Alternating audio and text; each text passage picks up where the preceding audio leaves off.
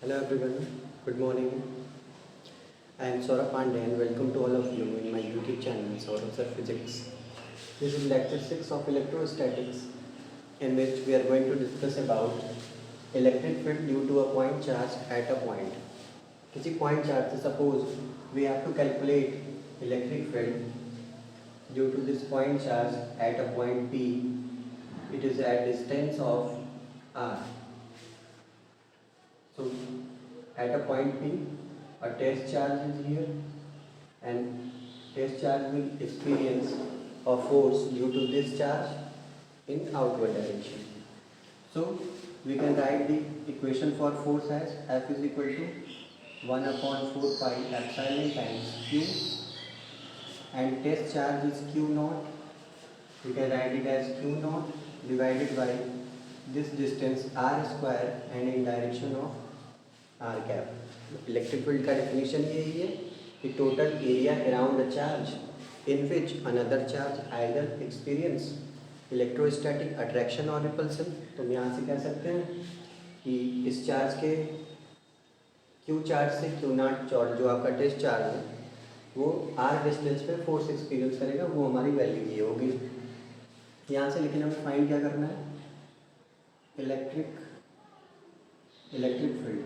तो electric field हम लिख सकते हैं क्या, इलेक्ट्रिक फील्ड के लिए क्या फॉर्मूला है, E is equal to F by Q not.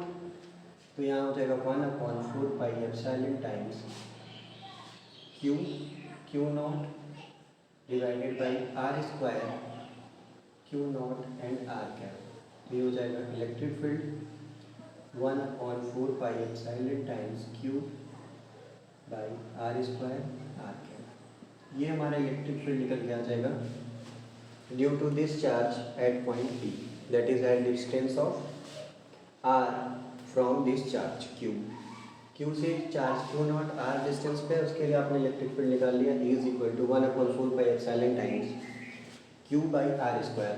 ये आपके टेस्ट चार्ज पे डिपेंड नहीं करता है क्योंकि यहाँ पे देखिए Q नॉट की कोई वैल्यू नहीं बन रही है। इसको अगर हम वेक्टर फॉर्म में निकालना चाहें तो ये कुछ इस तरीके से, ये आपका पॉइंट ए जहाँ पे Q चार्ज है, ये आपका पॉइंट P जहाँ पे Q नॉट चार्ज है।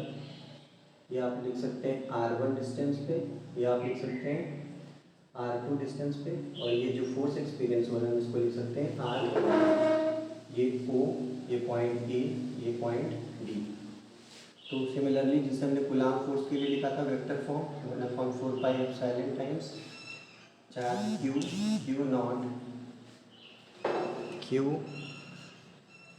Q naught divided by R square means R12 का square and R12 cap. Similarly यहाँ पे भी अगर हम इलेक्ट्रिक फील्ड लिखें तो ये हो जाएगा 1 upon 4 pi epsilon Q not से डिवाइड कर देंगे तो Q divided by R12 square and R12 cap. अब कैप अगर कोई यूनिट वेक्टर है तो हम इसको इस तरह से लिखते हैं, vector divided by its mod. Unit vector को आप लिखेंगे vector divided by its mod. ये हो जाएगा 1 upon 4 pi epsilon times Q R12 Q and R12 vector.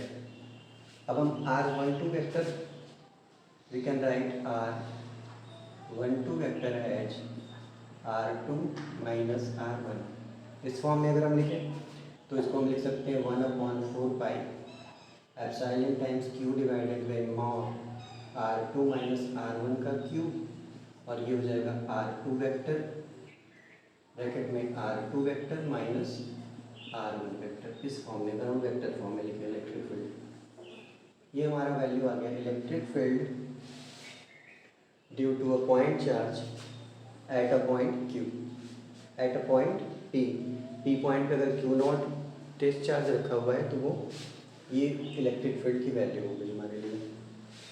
So I hope आपको ये टॉपिक क्लियर है, electric field due to a point charge at a point. बहुत ही सिंपल टॉपिक है।